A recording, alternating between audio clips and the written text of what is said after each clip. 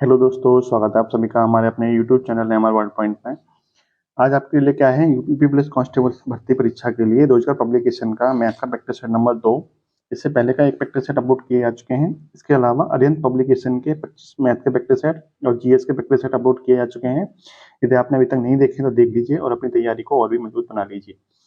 तो चलिए बिना किसी देरी के शुरू करते हैं आज का मैथ का प्रैक्टिस सेट नंबर 2। देखिए, पहला क्वेश्चन दिया हुआ है, ए बी से 25% अधिक है और बी सी से 40% कम है। यदि सी डी से 20% अधिक है तो ए डी से कितना प्रतिशत कम है। देखिए, इस तरीके सवाल को मैं आपको दो तरीके से बताऊंगा। आपको जो तरीका आपको अच्छा लगे आप उस तरीके को फॉलो कर सकते हैं। देखिए, यदि आपको परसेंटेज का थोड़ा बहुत ज्ञान है तो आप परसेंटेज के हिसाब से आप इसको आसानी से कर सकते हैं। देखिए, पहला तरीका क्या है, हमने चारों बिंदु मान लिए ए बी सी और डी। ठीक है, ए बी सी और डी। हमने मान लिया कि डी हमारा कितना है, डी हमारा 100 है। ठीक है, डी को हमने 100 मान लिया। डी को जब हमने 100 मान लिया तो सी कितना हुआ, जो सी है वो डी से 20% अधिक है। जब ये 100 है तो सी कितना हो जाएगा, इससे 20% अधिक, यानी कि 120 हो जाएगा। क्लियर। अब देखिए, जो बी है वो सी से कितना कम है, 40% कम है। बी है वो सी से 40% कम है, तो बी कितना होगा, तो हम इसका क्या करेंगे, इसका 60% निकाल देंगे। 120 का 60%, या फिर आप क्या करेंगे, 120 का 40% निकाल के फिर 120 में से घटाना पड़ेगा। इससे अच्छा तो 120 का सीधे सीधे 60% निकाल दीजिए। जब आप 120 का 60% निकालेंगे तो कितना आंसर आएगा, 12×72, यानी कितना मिल जाएगा आपको, 72 मिल जाएगा। क्लियर। अब ये 72 हो गया। आपसे पूछा है कि जो बी है, जो आपका बी है, सॉरी जो ए है वो बी से 25% अधिक है। इसका 25% कितना हो जाएगा, इसका 25% हो जाएगा 18। तो 18 अधिक है, इसका इसका 18 अधिक है, इसका मतलब ये कितना होगा, 90 हो जाएगा। यदि आपको परसेंटेज अच्छी तरह से आती है तो आप इस सवाल को आराम से कर सकते हैं। यदि आपको परसेंटेज अच्छी तरह से नहीं आती है तो आपको दूसरा तरीका बताऊंगा, उससे आप आराम से कर सकते हैं, कोई दिक्कत नहीं है। ठीक है, ये तरीका सीख लीजिए। देखिए, ये आपका 90 में यानी आपको चारों वैल्यू मिल गई। अब आपसे पूछा कि ए डी से कितना प्रतिशत कम है। ए डी से कितना प्रतिशत कम है, यानी ए कितना है, 90, और डी कितना है, 100, यानी कितना कम है, 10 कम है। कितना कम है, 100 से 90, 10 कम है। पूछा डी से, तो डी कितना है, 100, बटे में कितना आ जाएगा, 100 × 100, यानी कितना बचा, 10% बचा। यानी कितना कम है, 10% कम है, यानी ऑप्शन नंबर बी आपका क्या हो जाएगा, राइट आंसर। ये आपका शॉर्ट तरीका होगा। यदि आपको परसेंटेज थोड़ी बहुत आती है तो एक दूसरा तरीका देख लीजिए जो इस किताब में दिया है। देखिए देखिए, हमने फिर मान लिया कि चार बिंदु है हमारे, ए बी सी और डी। क्लियर। देखिए डी। अब देखिए, इसने बोला कि 25% अधिक है। 25% की आपको फ्रैक्शन आनी चाहिए। 25% का मतलब होता है 1/4, यानी ए अधिक है किससे, बी से 25% अधिक है। इसका मतलब बी यदि 4 है तो ए कितना होगा, 5 होगा। ये कितना होगा, 5, यानी बी यदि 4 है तो ए कितना होगा, 5 होगा। ठीक है। अब कह रहा है कि दूसरी कंडीशन क्या करें, बी जो है सी से 40% कम है। 40% का मतलब होता है 2/5। 40% की फ्रैक्शन होती है 2/5, यानी यदि कौन अधिक है, बी सी से 40% कम है। तो सी यदि कितना है, 5 है। सी यदि कम कितना है, 5 है, तो बी कितना होगा, 3 होगा।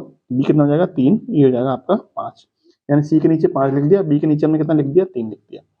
अब कह रहा है सी जो है वो डी से 20% अधिक है। तो 20% की फ्रैक्शन होती है 1/5। सी कितना अधिक है, 20% अधिक है। इसका मतलब डी हमारा 5 हो गया, तो सी कितना हो गया हमारा, 6, एक अधिक यानी कि 6। तो सी के नीचे आप लिखेंगे 6, सी के नीचे कितना लिखेंगे, 6, और डी के नीचे कितना लिखेंगे, 5। तो ये आपका बन जाएगा रेशियो वाला क्वेश्चन। देखिए, यानी ये 5 है तो ये 4 है, ये 3 है तो ये 5 है, ये 6 तो ये आपका 5 है। देखिए आगे, ये आपका किस में निकल के आया, ये आपका अनुपात में निकल के आया, यानी ये आपका अनुपात में निकल के आया। अब देखिए, इन सबका आपको कुल मिलाकर अनुपात निकालना है। इकट्ठा अनुपात निकालना है, इकट्ठा अनुपात कितना होगा। देखिए, अब कैसे निकालते हैं, यहाँ पे दो जगह खाली पड़ी, एक यहाँ पे, यहाँ पे, एक यहाँ पे पड़ी है, एक यहाँ पे, एक दो यहाँ पे पड़ी है। तो क्या करेंगे, इसको भरना है आपको। कैसे भरेंगे, जो इसके सामने संख्या लिखी हो उसी से भर देना है। यानी 4 के सामने जगह खाली तो आप यहाँ पे 4 लिख दीजिए, यहाँ पे भी आप कितना लिखेंगे, 4 ही लिखेंगे। जैसे 3 के सामने जगह खाली तो यहाँ पे 3 लिख दीजिए। 6 के सामने जगह खाली तो यहाँ पे 6 लिख दीजिए, यहाँ पे भी 6 लिख दीजिए। ये आपके क्या हो गए, सारे कॉलम आपके भर गए। अब आपको कुल मिला के इनका संयुक्त अनुपात निकालना है। संयुक्त अनुपात कैसे निकालेंगे, देखिए, इन सबका आपस में क्या कर दीजिए, गुणा कर दीजिए। इन सबका आपस में गुणा कर दीजिए। तो कैसे निकालेंगे, देखिए, 5 15 छके 90, ये कितना हो जाएगा, 90। 4 12, 12 6 72, 4 पंजे 20 छके 120। और देखिए ये कितना हो जाएगा, अच्छा यहाँ पे 5 रह गया था। 4 पंजे 20 पंजे 100, कितना जाएगा, 100। यानी ये आपका निकल के अनुपात निकल के आ गया 90 है, 72, 120 और 100।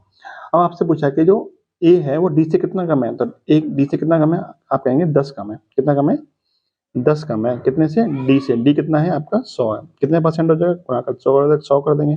परसेंटेज निकालने गुणा 100 करते हैं, नहीं करते हैं, तो 100 का गुणा कर देंगे, 100 से 100 खत्म, कितना बचा 10% बचा। देखिए आपका राइट आंसर कितना आ गया, 10 आ गया। अब आपको ये सब झंझट से बचना है तो आपको मैंने यही देखो, ये अनुपात कितना निकल के आया था, 90, 72, 120 और 100। और जब मैंने आपको शॉर्ट में बताया था तब भी यही निकल के आया था, 90, 72, 120 और 100। जब आपको परसेंटेज थोड़ा बहुत आता होगा तो आप इस तरह से शॉर्ट में कर सकते हो। जब आपको लॉन्ग में करना है तो आप इस तरह से करके देखिए, पूरा इतना लंबा हो जाएगा आपका सॉल्व करते करते। आपको टाइम ये ज़्यादा खाएगा, ये आपका कम खाएगा। आपको कुल मिला के एग्जाम में टाइम ही बचाना है, आपको वहाँ पर ज्ञान नहीं दिखाना कि आपको 2 तरीके आते हैं। आपको कुल मिला के आपको समय बचाना है, ठीक है। समय बचा लेंगे तो आप अपना सोल्यूशन अच्छी तरह से कर सकते हैं। नेक्स्ट क्वेश्चन देखते हैं। देखिए ए 90% साधारण ब्याज दर पर एक्स को 25,800 का एक हिस्सा उधार देता है, इस हिस्से को 5% साधारण ब्याज पर बाई को उधार देता है। 4 वर्षों के बाद उसे कुल मिलाकर इतने रुपए की राशि प्राप्त होती है, तो बाई को कितनी राशि उधार दी थी। देखिए 4 वर्षों के बाद कितनी राशि प्राप्त होती है, इतनी राशि प्राप्त होती है। इसका मतलब 4 वर्षों का ब्याज कितना होगा, तो 4 वर्षों का ब्याज हो जाएगा आपका 33,540 माइनस के 25,800, यानी ये तो इसका मूलधन था, इतने रुपए मिल रहा है, तो ये मिश्रण हो गया। मिश्रण में से मूलधन घटा देंगे, माइनस कर देंगे तो हमारा ब्याज मिल जाएगा। तो ब्याज हमारा कितना मिलेगा, देखिए ये मिल जाएगा आपका 4 का 4, 15 में 7 और आपका 12, 7, 70, 40, कितना मिल जाएगा 77, 40। क्लियर, नहीं इतने रुपये आपको ब्याज मिल जाएगा कितने साल में, 4 साल में ब्याज मिल जाएगा। तो 1 साल का ब्याज कितना होगा, 1 साल का ब्याज बताइए, क्योंकि 4 साल का ब्याज है ना, तो 1 साल का ब्याज कितना होगा। 1 साल का ब्याज हो जाएगा आपका बटे में 4 कर देंगे, बटे में कितना कर देंगे 4, 4 से काटिए, 4 एकम 4, 3 बचे, 4 नेम 36, 1 बचेगा, 4 12, 2 बचे, 4 पंजे 20, 1935 रुपये ब्याज हो जाएगा 1 साल का। कितना जाएगा 1935 रुपये 1 साल का ब्याज हो जाएगा। देखिए आगे, अब देखिए ये आपका 1 साल का ब्याज निकल के आ गया। अब हमें दर चाहिए, दर कितने परसेंट की होगी, देखिए तो 1935 रुपये आपको ब्याज मिला है, कितने रुपये मिला है, 25,800 मिला है, तो 25,800 गुणा 100, यानी इतने रुपये हमें इतना ब्याज मिला कितने साल में, 1 साल का। अब देखिए इसको सॉल्व कर लीजिए, जब इसको सॉल्व करेंगे तो आपका ये निकल के आएगा, ये आपको निकल के आएगा 7.5%, 7.5% निकल के आएगा। कितना निकल के आएगा, 7.5% निकल के आएगा। यानी कुल मिला के जो ओवरऑल जो आपको ब्याज मिल रही है वो 7.5% की मिल रही है। यानी एक हिस्से पर 9% मिल रही है, एक हिस्से मिल रही है 5%, लेकिन ओवरऑल कितनी मिल रही है, 7.5% की ब्याज मिल रही है। अब आगे देखते हैं, अब आगे कैसे सॉल्व करेंगे। देखिए अब देखिए इसमें एलिगेशन मेथड लगाएंगे। देखिए 2 भाग हैं इसके, एक भाग को 9% पे बेच रहा है, मतलब उठा रहा है, एक भाग को 5% पे उठा रहा है, लेकिन ओवरऑल जो ब्याज की दर मिल रही है वो 7.5% की मिल रही है। अब देखिए अब क्या करते हैं, इसको ऐसे करिए, देखिए 9 में 7.5 घटाएंगे कितना बचेगा, 1.5 बचेगा, और 7.5 में से 5 घटाएंगे कितना बचेगा, 2.5 बचेगा। यानी पहला हिस्सा 2.5% की दर पर उठ रहा है, दूसरा 1.5%। इन दोनों का अनुपात निकालिए, इन दोनों का जब अनुपात निकालेंगे, इन दोनों का जब अनुपात निकालेंगे तो अनुपात हो जाएगा आपका 5:3, 5:3। यानी पहले हिस्सा मतलब उसका टोटल हिस्से में से एक हिस्सा 5 है, तो एक हिस्सा कितना है, 3 है, लेकिन 5 और 3 कुल मिला के 8 हिस्सा है। 8 हिस्सा किसके बराबर, 25,800 के बराबर। 8 हिस्सा किसके बराबर, 25,800 के बराबर। तो आपसे पूछा क्या है, आपसे पूछा है कि बाई को कितनी राशि दी गई, बाई कितना है 5% वाला, यानी 3 हिस्से की वैल्यू पूछी है आपसे। 8 की वैल्यू इतनी है, 3 हिस्से की वैल्यू कितनी होगी, तो 1 की वैल्यू हो जाएगी आपकी 25,800 बटे में 8, तो 3 की वैल्यू हो जाएगी गुणा 3 कर देंगे, ठीक है।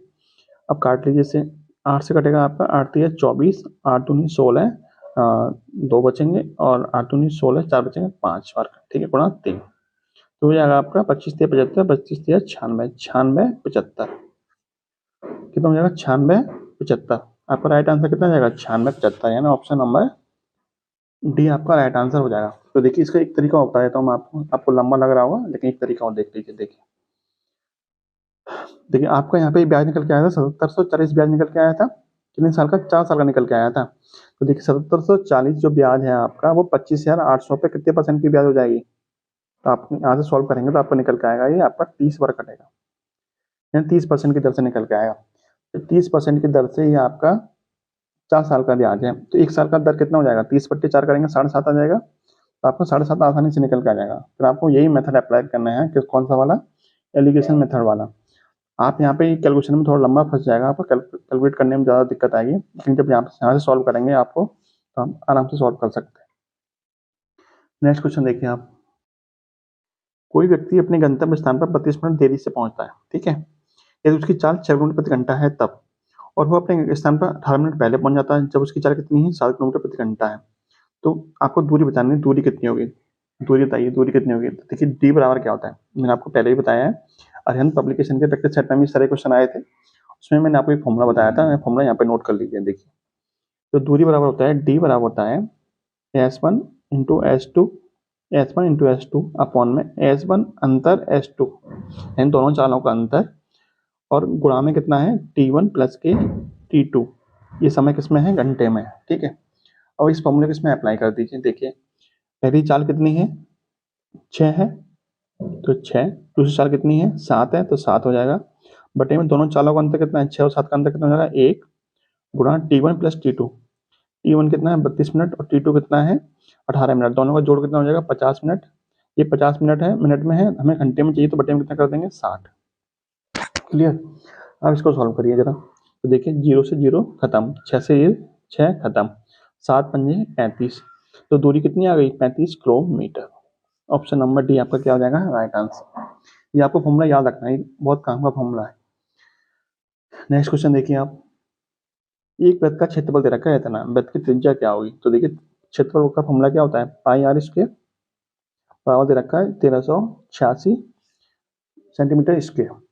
तो देखिए पाई की वैल्यू दे रखी है इसमें 22/7, आर स्क्वायर बराबर 1386। आपको 22 का पढ़ना याद होना चाहिए, आपको 22 का पढ़ना याद होना चाहिए, 22 का पढ़ना आपको काम आएगा पूरे मैथ में। देखिए आगे देखिए, अब 22 से काटिए इसको, 22 अट्ठे 136, सॉरी 22 छः 132, 22 छः 132, 6 बार कटेगा कितना बचेगा, यहाँ पर 6 बचेगा, फिर 6 66 यानी बच दिया 66, कितना जाएगा 63, यानी आर स्क्वायर बराबर मिल जाएगा आपको 7 गुणा 63, और 7 गुणा 63 कितना होता है, तो देखिए कितना जाएगा 7 या 21 और 7 42 और 2 44, यानी 441, यानी आर स्क्वायर बराबर मिल जाएगा आपको 441। तो आर बराबर हो जाएगा अंडर में 441, और 441 का वर्गमूल कितना होता है 21, तो आर की वैल्यू कितनी आ गई 21, यानी आपकी त्रिज्या मिल जाएगी 21।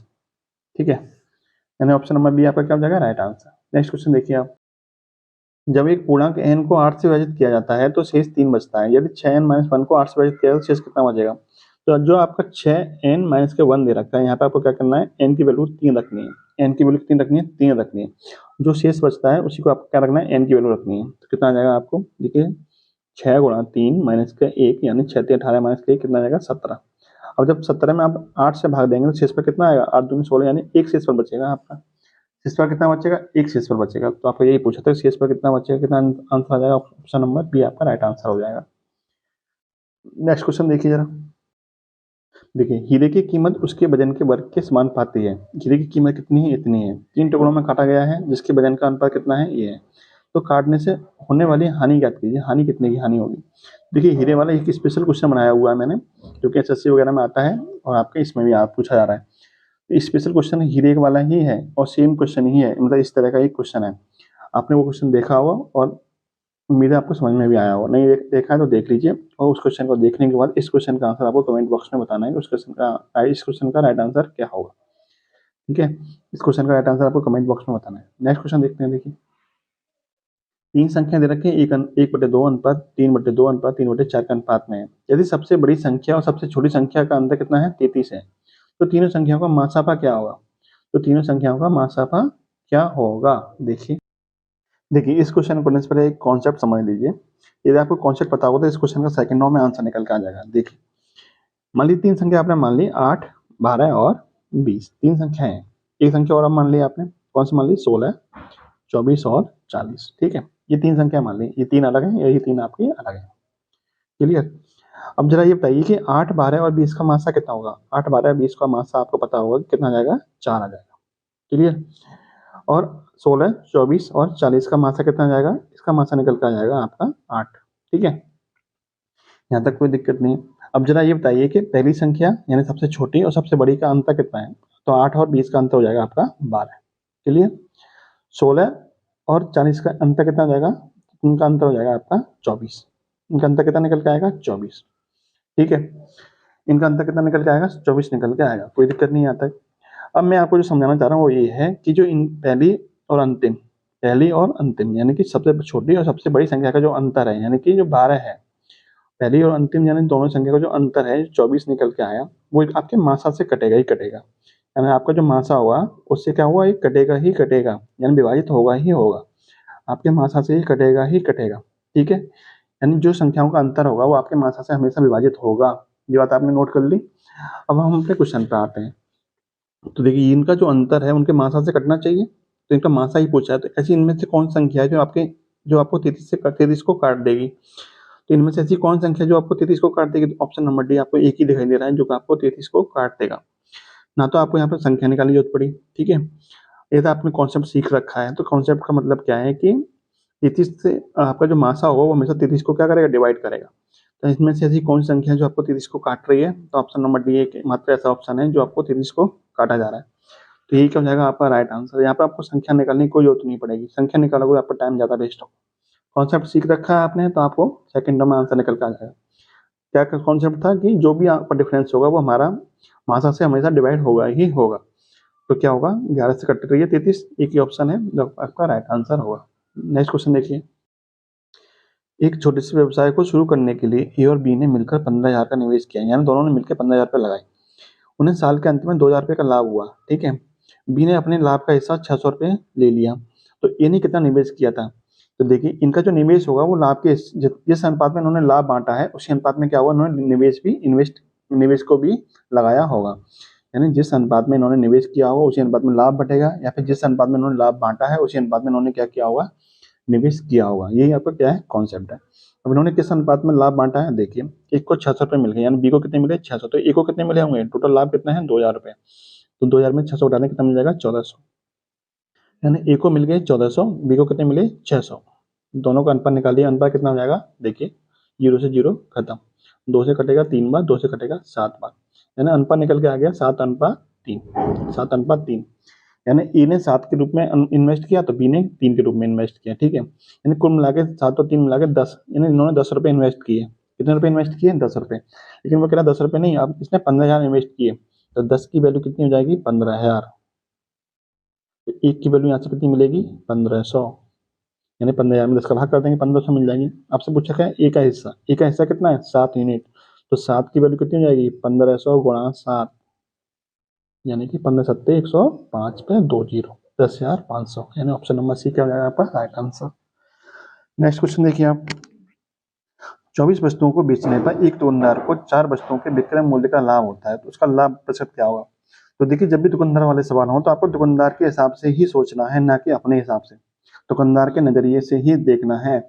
तो इसमें क्या है कॉन्सेप्ट, देखिए, 24 वस्तुओं को बेचने पर 4 वस्तुओं के विक्रय मूल्य के लाभ हो रहा है, यानी 4 वस्तुओं का उसको लाभ हो रहा है। 24 वस्तुएं उसकी जेब से जा रही हैं, उसकी दुकान से जा रही हैं, तो 4 वस्तुएं उसके लाभ, 4 वस्तुओं को लाभ हो रहा है। तो ओवरऑल आप देखेंगे तो उसकी दुकान से कितनी वस्तुएं गई, उसकी दुकान से 20 वस्तुएं गई। कितनी वस्तुएं गई, 20 वस्तुएं गई। 24 वस्तुएं उसने बेची थी, लेकिन 4 वस्तुएं क्या हो गया, उसको लाभ हो गया। तो उसका मतलब ये हुआ कि उसकी दुकान से कुल मिलाकर कितनी वस्तुएं गई, 20 वस्तुएं गई। उसको जो लाभ और हानि की गणना करेगा वो कितने में करेगा, 20 पे करेगा। कितने में करेगा, 20 पे करेगा, क्योंकि 4 वस्तुओं का तो उसको लाभ हो गया। तो उसे 4 वस्तुओं का लाभ हुआ, कितने पे हुआ, 20 पे हुआ। 4 का लाभ 20 पे गुणा 100, यानी कि 5 से कटेगा 20, यानी कितने परसेंट का उसको लाभ हो जाएगा, 20% का लाभ हो जाएगा। यदि मान लीजिए वो 4 वस्तुओं के विक्रय मूल्य के बाद उसे हानि होती तो क्या करते आप? तो 4 की हानि तो होती, तो 24 तो उसकी जेब से चली गई और 4 और जाएंगी, और जाने का मतलब ये नहीं कि उसे और बेच दी, बेचने का मतलब उसे 4 का लॉस और हो गया उसको। तो कुल मिलाकर उसे लॉस कितने पे हुआ, 28 पे लॉस होगा। कितने पे होगा, 28 पे। 24 + 4, जब लाभ हो रहा था हम क्या करेंगे, 24 में 4 हम घटा देंगे, कितना बचेगा हमारा, 20 बचेगा। तो हम इसका कॉन्सेप्ट क्या है, इसको अच्छे से समझ लीजिए, आपको कंफ्यूज करेगा बहुत ज्यादा। देखिए, 24 वस्तुओं को बेचने पे एक दुकानदार को 4 वस्तुओं में विक्रय मूल्य के बराबर लाभ हो रहा है। लाभ होने का मतलब, जैसे मान लीजिए आपने किसी को 100 रुपए दिए, 100 रुपए देने के बाद में, जैसे आपने पेटीएम वगैरह सुना होगा, पेटीएम, अमेजॉन वगैरह, उसमें क्या होता है, कैशबैक मिल जाता है आपको। क्या मिलता है, कैशबैक मिल जाता है। जैसे आपने 100 रुपए किसी को दिए, 3 रुपए कैशबैक मिल गए, तो आपकी जेब से कितने गए, आपकी जेब से 97 रुपये तो गए, आपकी जेब से कितने रुपए गए, 97 रुपए गए।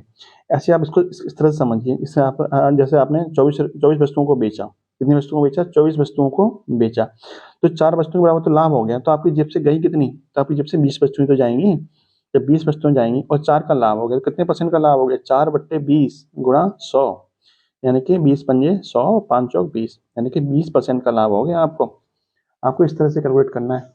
यदि हानि होती तो हानि होती है, जैसे आपने 100 रुपये किसी को पेटीएम किए और 3 रुपये आपके और कट गए, तो आपको कुल मिलाकर लॉस कितने का हुआ? 103 रुपये का तो लॉस हुआ। तो आप अपने लॉस और हानि की गणना किस पे करोगे? 103 रुपये तो करोगे। तो आपको वही कॉन्सेप्ट इसमें यूज करना है। उम्मीद है आपको समझ में आया होगा। नेक्स्ट क्वेश्चन देखते हैं। देखिए इस क्वेश्चन का राइट आंसर क्या हो जाएगा? 20%। अगला क्वेश्चन क्या दिया है? एक सीलिंग फैन का अंकित मूल्य कितना है? 4200, और दुकानदार इस पर 5% की छूट देता है और 14% का क्या करता है? लाभ कमाता है। तो पंखे का क्रय मूल्य कितना होगा? पंखे का क्रय मूल्य बताना है। तो इसके लिए मैंने आपको एक फॉर्मूला बताया था, वो आपका बहुत जरूरी फॉर्मूला है, इंपोर्टेंट फॉर्मूला है, आपको काम आएगा इस तरह के फॉर्मूले में, इस तरह के सवालों में। देखिए फॉर्मूला क्या था? CP अपॉन MP बराबर 100 माइनस के डिस्काउंट परसेंट बटे में 100 प्लस के प्रॉफिट परसेंट, यानी 100 में से डिस्काउंट परसेंट घटा दीजिए और 100 में लाभ परसेंट जोड़ दीजिए। CP क्या है? CP हमारा क्रय मूल्य है, MP क्या है? हमारा अंकित मूल्य। ठीक है, अब देखिए अंकित मूल्य कितना दे रखा है? 4200। CP हमें पूछा है, तो CP ऊपर रखिए, MP कितना है? 4200 है, 4200 बटे में कर लीजिए। 100 में से डिस्काउंट परसेंट, डिस्काउंट यानी छूट कितने की दी है? छूट दी है 5% की, तो 100 में से 5 घटा दीजिए। प्रॉफिट कितना मिल रहा है? 14% का, तो 100 प्लस के 14। क्लियर? अब आगे देखिए, अब देखिए 100 में से 5 घटाएंगे कितना बचेगा? 95 बचेगा, और 100 में 14 जोड़ेंगे कितना जाएगा? 114। अब इसको काटिए, 19 पंजे 95, 19 छक्के 114, 5/6 कितना आ जाएगा? 5/6। 6 से कितना बार कटेगा ये? 6 सत्ते 42, यानी 700 बार कटेगा। 700 इंटू 5 कितना हो जाएगा? 3500, यानी CP हमारा कितना मिल जाएगा? 700 इंटू 5 यानी कि 3500 मिल जाएगा, 3500। तो हमारा राइट आंसर कितना हो जाएगा? 3500। ऑप्शन नंबर डी आपका राइट आंसर हो जाएगा। नेक्स्ट क्वेश्चन देखिए आप, 85 ग्राम चीनी के घोल में 30% क्या है? चीनी है। घोल में चीनी की मात्रा कितनी है? 65% बनाने के लिए घोल में कितनी चीनी और मिलाई जाएगी, यानी कितनी चीनी और मिला दी जाए कि घोल में मात्रा कितनी हो जाए चीनी की? 65% हो जाए। मिलाया क्या जा रहा है? चीनी मिलाई जा रही है, इसका मतलब पानी तो मिलाया नहीं जा रहा। तो पानी की मात्रा हमारी क्या होनी चाहिए? फिक्स होनी चाहिए। पानी की मात्रा हमारी क्या होनी चाहिए? फिक्स होनी चाहिए। तो देखिए कैसे करेंगे सॉल्व। देखिए ये मैंने आपको पहले से बनाया हुआ है। देखिए पहले कंडीशन है, एक बात की कंडीशन है, चीनी और पानी। 85 ग्राम चीनी के घोल में 30% चीनी है, यानी 30% अगर चीनी है तो 70% पानी होगा। क्लियर? क्योंकि 100% कोई चीज मानी जाती है। दूसरी कंडीशन में क्या है? 65% चीनी हो जाए। दूसरी कंडीशन में 65% चीनी हो जाएगी, तो पानी कितना होगा? 35% होगा। लेकिन उसने पानी तो मिलाया ही नहीं ना, पानी तो उतना जितना पहले था उतनी पानी होना चाहिए, यानी हमारा पानी भी कितना होना चाहिए? 70% ही होना चाहिए। यदि ये 30 और 70% है तो ये हमारा पानी भी 70% ही होना चाहिए। इसका मतलब ये हुआ, यदि हम इसको अनुपात में चेंज करेंगे तो अनुपात हमारा कितना मिल जाएगा? 0 से 0, यानी 3:7। और इसको काटिए जरा, 5 से काटेगा ये, 5 से कटेगा 7 बार और 5 से कटेगा 13 बार। आप देखिए अच्छी तरह समझ लीजिए, पहले हमारा अनुपात कितना था? 3:7 था। बाद में हमारा अनुपात कितना हो गया? बाद में हमारा अनुपात हो गया 13:7। 13:7, यानी पहले और बाद में।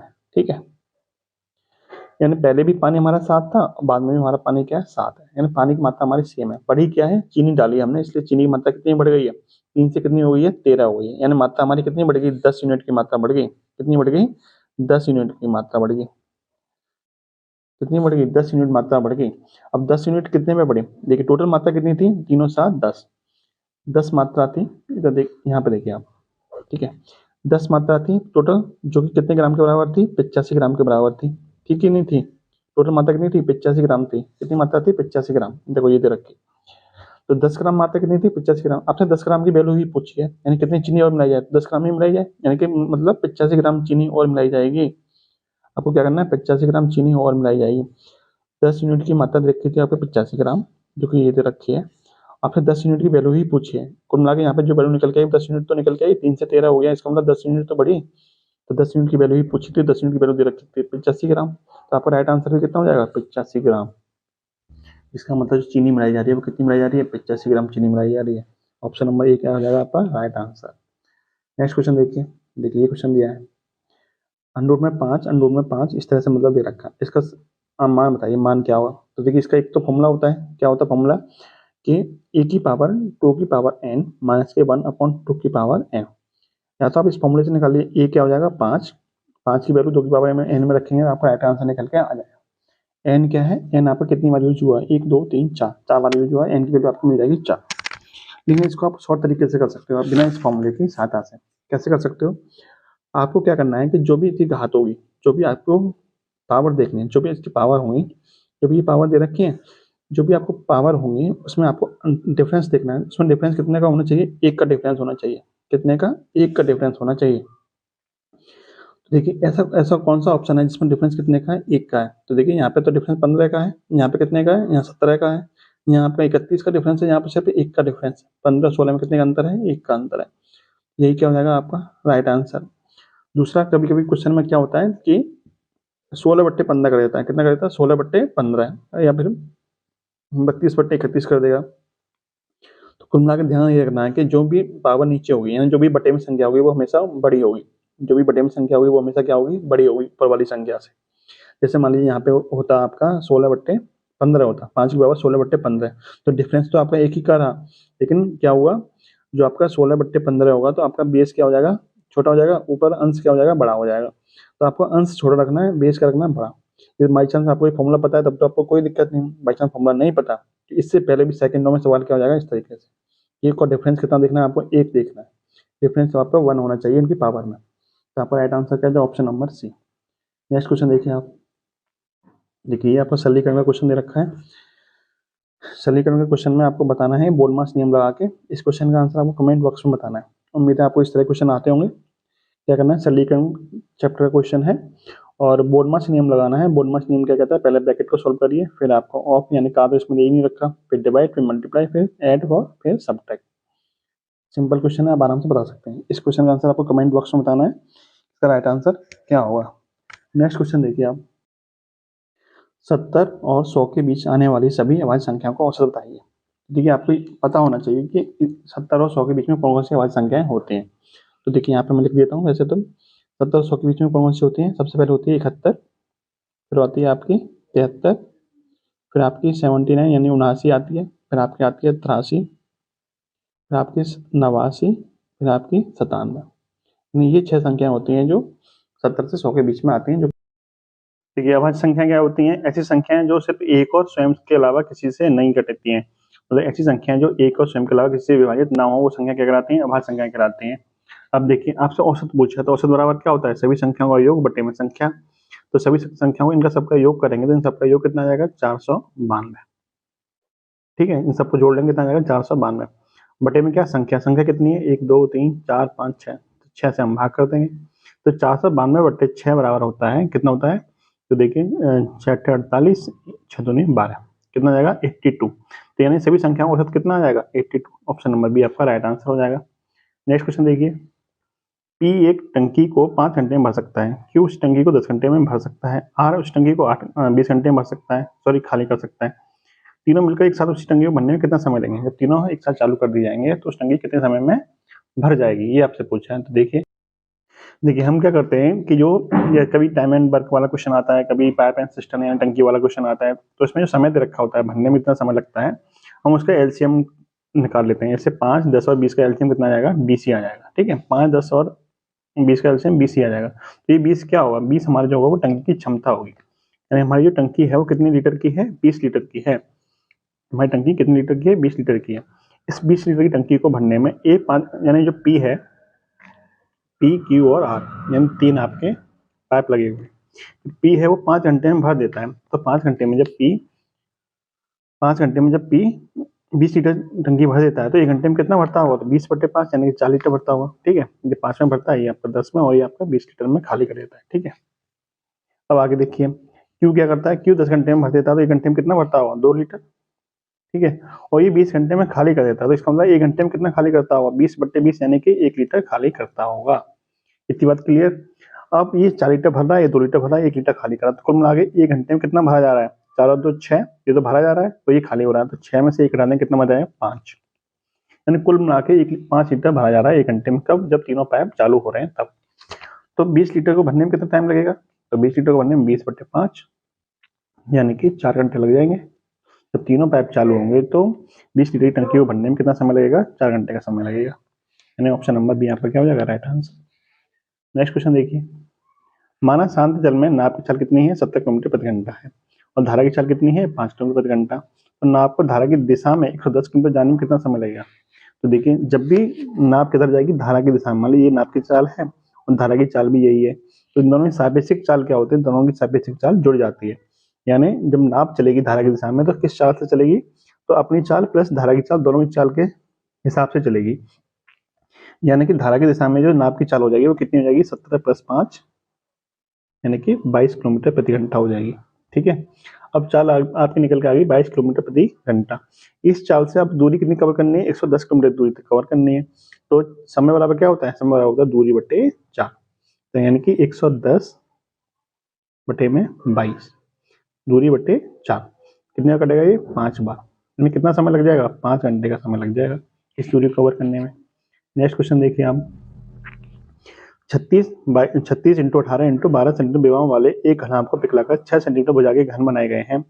इस प्रकार बने घनों की संख्या बताइए। तो देखिए कॉन्सेप्ट क्या है कि इन सब का जो आयतन होगा, मतलब इस घनाभ का जो आयतन होगा वो जितने भी घन बनाए जाएंगे उनके आयतन के बराबर होगा। हम मान लेते हैं कि हमारे x घन बनाए गए हैं, ठीक है, हम मान लेते हैं हमारे x घन है, टोटल घन कितने हैं x, और प्रत्येक घन का आयतन क्या होता है, भुजा की पावर 3, भुजा की पावर 3। अब देखिए मान लीजिए x घन है और इतने कितने घन बनाए गए हैं, सॉरी एक घन का आयतन कितना है 6 सेंटीमीटर भुजा, यानी 6 गुणा 6 यानी ये जो आयतन होगा टोटल सबका आयतन जो होगा वो घनाभ के आयतन के बराबर होगा, यानी कि 36 गुणा 18 गुणा 12। बस अब इसको सॉल्व कर लीजिए।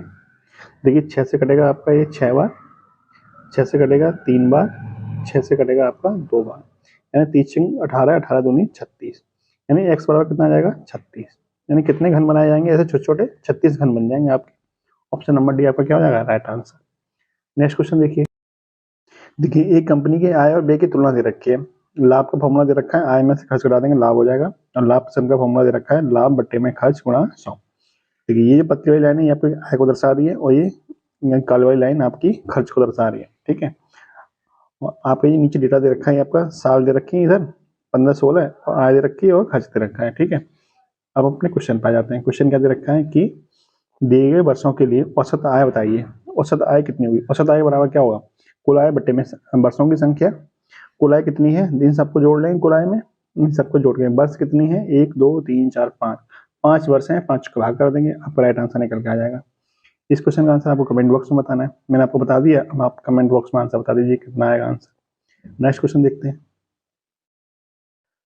राजीव एक कंपनी में 2 साल के लिए चक्रवृद्धि ब्याज से 3000 रुपये निवेश करता है, उसे 1320 रुपये का ब्याज देती है, और वार्षिक ब्याज दर क्या होगी जिस पर राजीव ने निवेश किया, यानी आपको दर बतानी है, दर कितनी होगी। तो देखिए दर कैसे निकालेंगे, देखिए कैसे सॉल्व करेंगे इसको। देखिए आपने बचपन से फॉर्मूला पढ़ा होगा, बचपन से तो कहने मतलब 9 10th में पढ़ा होगा आपने फॉर्मूला कि ए बराबर क्या होता है P इंटू 1 प्लस R/100 की पावर n।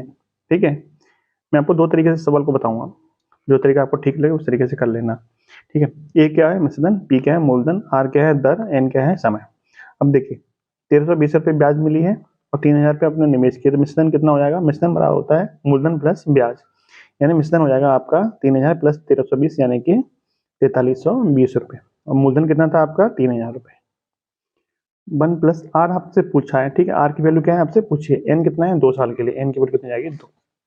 क्लियर, यहाँ तक कोई दिक्कत नहीं। अब आगे देखिए 3000 कितना जाएगा इधर बटे में, यानी 4320 बटे में 3000 बराबर 1 प्लस आर बटे में 100 की पावर 2। अब इसको काटिए, 0 से 0 खत्म, 3 से कटेगा 100 बार और 3 से कटेगा ये आपका 144 बार, यानी आपकी वैल्यू निकल के आ गई 144 बटे में 100 बराबर 1 प्लस आर बटे में 100 की पावर 2। क्लियर, यानी ये वैल्यू आपकी निकल के आ गई। ठीक है, अब क्या करेंगे, इधर वर्ग है, इधर वर्गमूल हो जाएगा, वर्ग हटाएंगे इधर क्या होगा वर्गमूल, और 144 बटे 100 किसका वर्गमूल होता है, तो ये होता है 12 का, ये होता है 10 का, तो इधर बचेगा आपका 12 बटे 10 का वर्ग बराबर 1 प्लस आर बटे 100 की पावर 2। वर्ग से तो वर्ग खत्म हो जाएगा, बचेगा कितना 12 बटे 10 1 प्लस आर बटे 100 की। ठीक है, अभी 1 इधर जाएगा, माइनस का हो जाएगा, तो ये हो जाएगा 12 बटे 10 माइनस के 1 बराबर आर बटे 100। तो 12 माइनस के 10 यानी 2 बटे 10, कितना बचेगा 2 बटे 10 बराबर आर बटे 100। 100, 0 से 0 खत्म, 10 तो नहीं 20, यानी आर बराबर आ जाएगा आपका 20%। आर कितना आ जाएगा 20%। अभी इतने लंबे तरीके से बचने के लिए आपको क्या करना है, थोड़ा दिमाग चलाना है। दिमाग कैसे चलाना है, देखिए आपको पता है कि जो साधारण ब्याज होती है, साधारण ब्याज और चक्रवृद्धि ब्याज में क्या अंतर होता है। साधारण ब्याज मान लीजिए ये आपकी पहली साल है, ये दूसरी साल है, एक आपका ऐसा ही है, ये देखिए एक आपका ऐसा ही है, एक आपका सीआई है। सीआई मतलब चक्रवृद्धि ब्याज, ऐसा ही मतलब साधारण ब्याज। साधारण ब्याज और चक्रवृद्धि ब्याज में क्या अंतर होता है, पहली साल के लिए कोई अंतर नहीं होता। जैसे मान लीजिए आपने 100 रुपये इन्वेस्ट किया, ठीक है, 10,000 रेट क्या है आपकी, 10% की दर है, दर क्या है 10%। तो पहली साल जो ब्याज मिलेगा 100 रुपये वो आपको 10 रुपये मिलेगा। 100 के हिसाब से 10% का 1 साल का ब्याज कितना हुआ 10। और पहली साल के लिए चक्रवृद्धि ब्याज भी कितना मिलेगा, 10 रुपये ही मिलेगा। साधारण ब्याज में क्या रहेगा, अगले हर साल सेम आपको ब्याज मिलेगा, पहली साल 10 रुपये मिलेगा तो दूसरे साल भी 10 रुपये मिलेंगे। चक्रवृद्धि ब्याज में क्या होगा, पहली साल आपको 10 रुपये मिले तो दूसरा 10 रुपये तो मिलेंगे, साथ में जो पहली साल आपको ब्याज मिला है उस पर 10% की दर से 1 रुपये आपको एक्स्ट्रा और मिल जाएगा, यानी 10 का 10% यानी कि 1 रुपये प्लस 1 रुपये एक्स्ट्रा और मिल जाएगा, यानी कुल मिला के 11 रुपये मिलेंगे। ये तो होता है कॉन्सेप्ट चक्रवृद्धि और साधारण ब्याज का। अब इसी कॉन्सेप्ट का यूज करके अपने सवाल पर आते हैं। देखिए सवाल क्या कह रहे हैं। सवाल आपसे कह रहा था कि राजीव एक कंपनी में 2 साल के लिए चक्रवृद्धि ब्याज पर 3,000 रुपये निवेश करता है और 1320 रुपये उसको ब्याज का मिल जाता है। अब देखिए मान लीजिए हमने 16% की दर होती, मान लीजिए कि 16% की दर से वो निवेश कर रहा होता, हमें आर पूछा, आर मान लीजिए 16% होती, तो 16% की दर से 3,000 रुपये पर 1 साल का ब्याज कितना हो जाता, तो 16 43 यानी 480 हो जाता। ठीक है, अगले साल भी हमें 480 मिलता, 2 साल के लिए इतना मिलता चक्रवृद्धि ब्याज में, लेकिन पहली साल जो 480 मिला उसका 16% और निकालते तो हमारा कुल मिला के ये 1320 नहीं बैठेगा, कितना बैठेगा, लगभग लगभग 1100 के आसपास आंसर आएगा। इसको जोड़ के इसका हम 16% निकालेंगे तो हमारा लगभग पॉइंट में आंसर आएगा, 1320 आंसर नहीं आएगा। ये तो क्लियर, जल्दी जल्दी कैलकुलेट कर लेंगे आप आराम से, अंदाजा लगा लेंगे, 1320 आपका नहीं बैठेगा।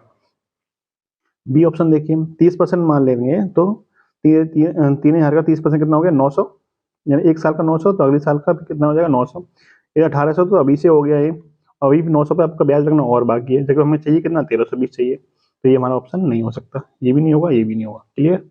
अब इस पर आते हैं 20% पे। पहली साल के लिए 3,000 का 20% कितना हो जाएगा 600, फिर अगले साल भी 600 मिलेंगे। पहली साल जो 600 मिले थे उस पर हमें 20% की दर से ब्याज और देना है, 600 का 20% कितना होता है 120।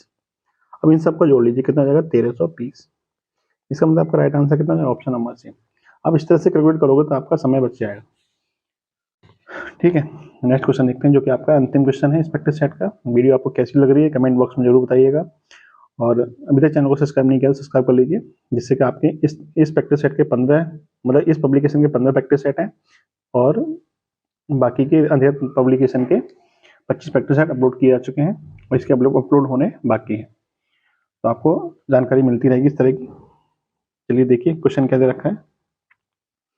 ए एक काम को 25 दिनों में पूरा कर सकता है और बी उसी काम को 15 दिनों में कर सकता है। बी ने 10 दिनों तक काम करने के बाद काम छोड़ दिया, ये अकेले से इस काम को कितने दिनों में पूरा करेगा। तो देखिए बी ने 10 दिनों तक काम किया, यानी मतलब ए और बी ने दोनों ने 10 दिनों तक काम किया होगा, नहीं किया होगा, दोनों ने 10 दिन तक काम किया, उसके बाद बी छोड़ के चला गया। इसका मतलब अंत का काम किसने किया होगा, अंत का काम तो ए ने किया होगा ना, बी तो छोड़ के चला गया, तो अंत में काम किसने किया होगा, ए ने किया होगा। अब देखिए हमने क्या किया, ए 25 दिन में करता है, बी 15 दिन में करता है, ए 25 दिन में करता है और बी 15 दिन में करता है। हमने मान लिया कि 25 और 15 का एलसीएम हमारा हो गया 75। हमने मान लिया कि टोटल जो हमारा काम है वो कितना है 75 यूनिट काम है हमारा। ये 25 दिन में करता है तो एक दिन में कितना काम करेगा 3 काम करेगा। ये 15 दिन में करता है तो एक दिन में करेगा 5 काम। कैसे निकलता है, 75 में 15 का भाग करके 5 आएगा, 75 में 25 का भाग करके 3 आएगा। ठीक है, इसका मतलब दोनों का एक दिन का काम कितना हो गया 5 और 3 8, दोनों का एक दिन का काम हो गया 8 यूनिट काम हो गया। अब बी ने 10 दिनों तक काम किया, इसका मतलब बी ने एक के साथ ही तो काम किया होगा, बी ने एक के साथ काम किया, तो इसका मतलब दोनों ने मिलकर 10 दिन तक काम किया, दोनों ने मिलकर 10 दिन तक काम किया होगा, तो इसका मतलब एक दिन में 8 काम कर रहे हैं तो 10 दिन में कितना कर देंगे। एक सेकंड रुकिए जरा। देखिए बी ने एक के साथ में काम नहीं किया, क्यों नहीं किया, क्योंकि यदि मान लीजिए एक के साथ काम किया होता तो 8 के हिसाब से 10 दिन में तो 80 काम हो जाता, लेकिन टोटल काम ही हमारा कितना है 75 काम है, इसका मतलब बी ने अकेले ही काम किया है। तो बी एक दिन में कितना काम करता है 5 काम, तो 10 दिन में कितना कर देगा 10 इंटू 5 यानी कि 50 काम कर देगा। काम बचा कितना, टोटल काम 75 था, 50 काम हो चुका, तो इसका मतलब काम कितना बचा 75 माइनस के 50 यानी कि 25 काम बचा। इस 25 काम को कौन करेगा, बी तो चला गया, अब काम कौन करेगा ए करेगा।